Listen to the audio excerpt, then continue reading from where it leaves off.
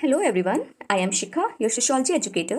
Let's continue with our practice set series of sociology for our upcoming exams, assistant professor, TGT, PGT and so on. Okay, the date of assistant professor exam is on 16 and 17 April. That is final now as per the new notification that has came yesterday. Okay, let's begin. Question number 1 है, निम्नलिखित में से कौन एक प्रतिकूलन की विशेषता नहीं है? ए अनिश्चितता, बी अप्रत्यक्ष घृणा, सी एक तरफा संघर्ष, डी सहिष्णुता। The right answer is D सहिष्णुता। तो उसने पूछा है कि निम्नलिखित में से कौन सा प्रतिकूलन की विशेषता नहीं है?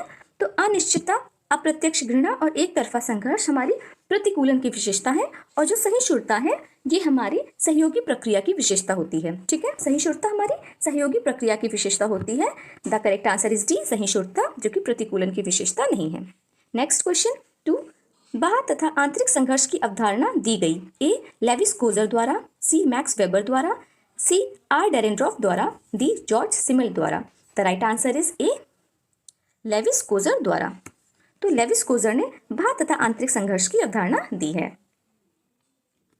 नंबर 3, सहयोग, प्रतिस्पर्धा एवं द्वंद्व सामाजिक अंतःक्रिया के सामान्य प्रारूप हैं जिनका समाजशास्त्रियों में नामकरण किया है। ए प्रक्रियात्मक पूर्वापेक्षा, बी सामाजिक संस्था, सी सामाजिक नियंत्रण, डी सामाजिक प्रक्रिया। The right answer is D सामाजिक प्रक्रिया। तो जो सामाजिक प्रक्रिया है उसको समाजशास्त्री ने नामकरण किया है सहयोग, प्रतिस्पर्धा एवं द्वंद्व सामाजिक अंतःक्रिया के सामान्य प्रारूप में। ठीक है, तो सामाजिक प्रक्रियाओं को समाजशास्त्रियों ने 2 वर्गों में बांटा है। पहला तो है सहयोगी सामाजिक प्रक्रिया, जो कि होती है सहयोग, समायोजन, सात्मीकरण, तथा असहयोगी सामाजिक प्रक्रियाएं जिसे हम लोग प्रतिस्पर्धा, प्रतिकूलन एवं संघर्ष कहते हैं। ठीक है, नेक्स्ट क्वेश्चन है हमारा 4, लघु समुदाय की अवधारणा का भारतीय ग्रामीण समाज के अध्ययन में उपयोग एवं परीक्षण किसने किया है? A S C Dubey, B M N Srinivas, C B R Chauhan, D Yogesh Atal. The right answer is C B R Chauhan. तो बी आर चौहान ने लघु समुदाय की अवधारणा का भारतीय ग्रामीण समाज के अध्ययन में उपयोग एवं परीक्षण किया है। ओके, तो डॉक्टर ब्रजराज चौहान ने राजस्थान के एक गांव दैट इज राणावतों की सादड़ी में अध्ययन में लघु समुदाय की अवधारणा का उपयोग एवं परीक्षण किया है। तो बी आर चौहान ने किस गांव में अध्ययन किया था? दैट इज किस गांव का अध्ययन किया था? वो है राणावतों की Sadri. Okay, so right answer here is C B R Chauhan. और उन्होंने किस गांव का अध्ययन किया था? दैट इज राणावतों की सादड़ी, जहां पे उन्होंने लघु समुदाय की अवधारणा का भारतीय ग्रामीण समाज के अध्ययन में उपयोग एवं परीक्षण किया था। नेक्स्ट क्वेश्चन नंबर 5, निम्नलिखित में से किसने सांस्कृतिक पुनरुत्पादन की अवधारणा प्रस्तुत की? ए ऑस्कर लेविस ने, बी पियर बोर्डियो ने, सी बी मैलोनोविस्की ने, डी रॉबर्ट रेडफील्ड ने। The right answer is B Pierre Bourdieu ने। नेक्स्ट क्वेश्चन नंबर 6, निम्नलिखित में से कौन सा क्रम संस्था के विकास को सर्वोत्तम रूप से निरूपित करता है? ए प्रथा, लोकाचार, जनरीति एवं संस्था, बी है जनरीति, लोकाचार, प्रथा एवं संस्था, सी जनरीति, प्रथा, लोकाचार एवं संस्था, लोकाचार, जनरीति, प्रथा एवं संस्था। The right answer is C जनरीति, फिर प्रथा, फिर लोकाचार एवं संस्था। तो इस क्रम से हम लोग संस्था के विकास को सर्वोत्तम रूप से निरूपित करते हैं। ठीक है, तो ये हमारे अमेरिकन समाजशास्त्री समनर ने संस्था के उद्विकास को निम्न क्रम में व्यक्त किया है। तो ये क्रम में किसने व्यक्त किया है? तो वो है समनर ने। ठीक है, समनर ने, और समनर एक अमेरिकी समाजशास्त्री हैं। ठीक है, नेक्स्ट क्वेश्चन नंबर 7, परीक्षा में एक मित्र को नकल में सहयोग प्रदान करने की सर्वोत्तम समाजशास्त्री व्याख्या है।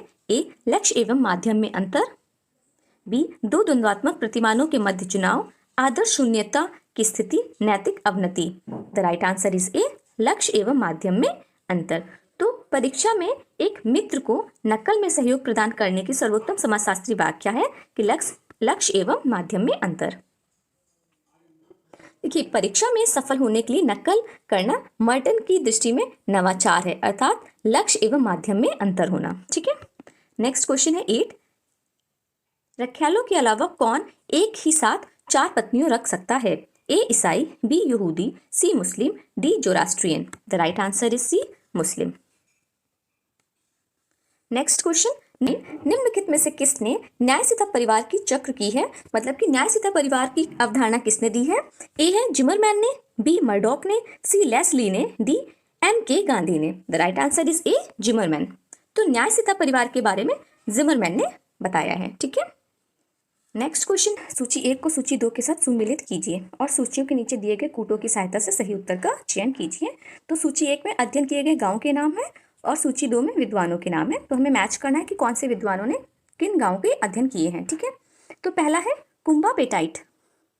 तो कुंभापेटाइट का अध्ययन किया है कैथलीन गॉफ ने। रामपुरा का अध्ययन किया है, रामपुरा गांव का अध्ययन किया है M.N. श्रीनिवास ने। समीरपेट का अध्ययन किया है S.C. दुबे ने। और बिस्पारा विलेज का अध्ययन किया है F.G. बेली ने। The right answer is C. A का 2, बी का 3, सी का 1 एंड डी का 5। ओके। नेक्स्ट क्वेश्चन नंबर 11, परिवार की उत्पत्ति का कारण यौन साम्यवाद कौन मानता है? A Henry Maine, B Bachofen, C Westermarck, D Morgan.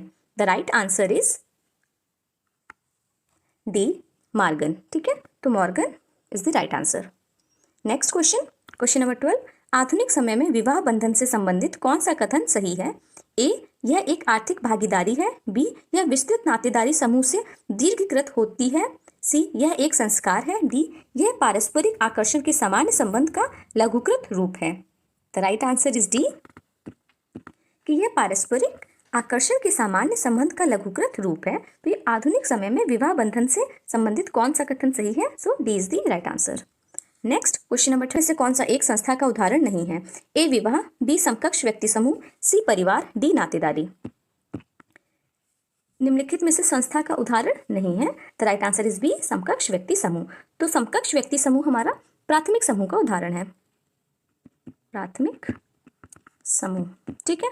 तो समकक्ष व्यक्ति समूह प्राथमिक समूह का उदाहरण है, जबकि विवाह, परिवार, नातेदारी ये तीनों ही संस्था हैं, ठीक है।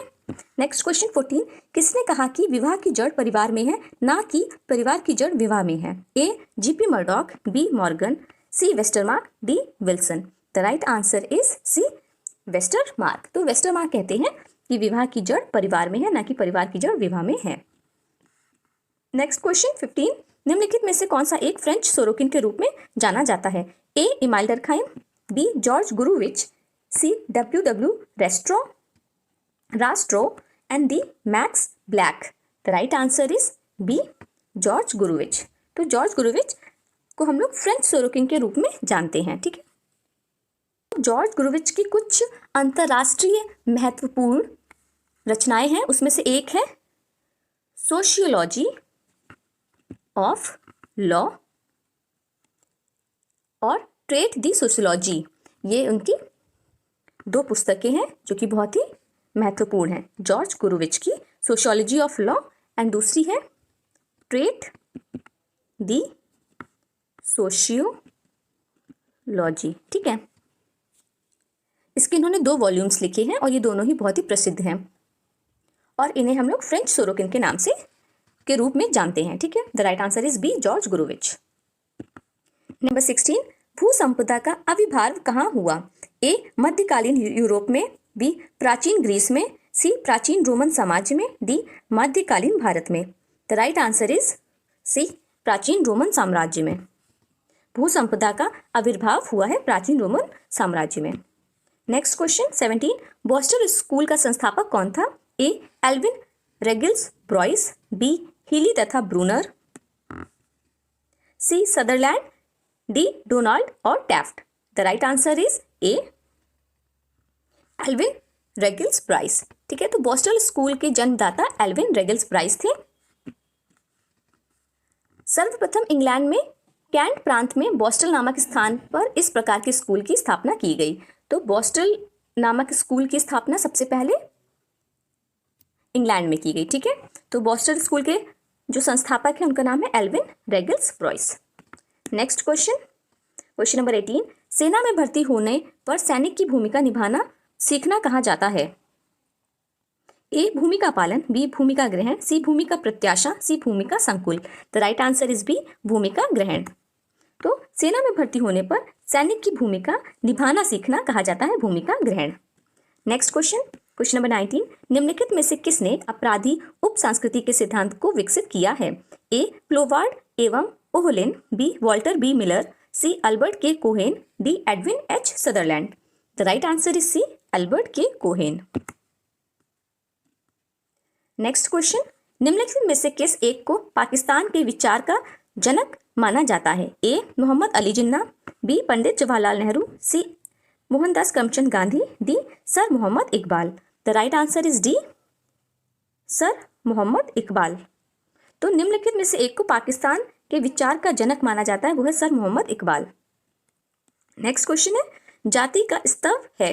ए जजमानी व्यवस्था, बी एक पद क्रम में अनुवंशिकी की क्रमबद्ध व्यवस्था, सी समूहों के मध्य विभेद, डी उच्च परिस्थिति समूह में प्रवेश के प्रमुख निर्धारक। The right answer is B एक पद क्रम में अनुवंशिकी की क्रमबद्ध व्यवस्था। ठीक है। क्वेश्चन नंबर 22, सामाजिक स्त्रीकरण में समाहित है? ए सामाजिक न्याय, बी सामाजिक असमानता, सी सामाजिक विभिन्नीकरण, डी सामाजिक विभाजन। The right answer is B सामाजिक असमानता। तो सामाजिक स्त्रीकरण में समाहित है सामाजिक असमानता।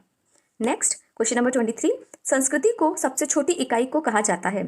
संस्कृति की सबसे छोटी इकाई को कहा जाता है? ए संस्कृति संकुल, बी संस्कृति क्षेत्र, सी संस्कृति प्रतिमान, डी संस्कृति तत्व। The right answer is D सांस्कृतिक तत्व। क्वेश्चन नंबर 24, निम्नलिखित में से कौन एक विवाह संबंधी निषेध का प्रतिनिधित्व नहीं करता है? ए निकट भिगमन, बी बहिर्विवाह, सी बहुपत्नी विवाह, डी अंतर विवाह। The right answer is C बहुपत्नी विवाह। तो निम्नलिखित में से कौन एक विवाह संबंधी निषेध का प्रतिनिधित्व नहीं करता है? वो है बहुपत्नी विवाह। नेक्स्ट क्वेश्चन, वर्गात्मक एवं विवरणात्मक नातेदारी की अवधारणा किसने दी है? तो वर्गात्मक एवं विवरणात्मक नातेदारी की अवधारणा किसने दी है? ए मॉर्गन, बी हटन ने, सी रिवर्स ने, डी टी.एन. मदन ने। The right answer is A Morgan ने। So that's all for the day. We have completed 25 questions of our practice set today. See you in the next class. Till then, keep learning, keep watching.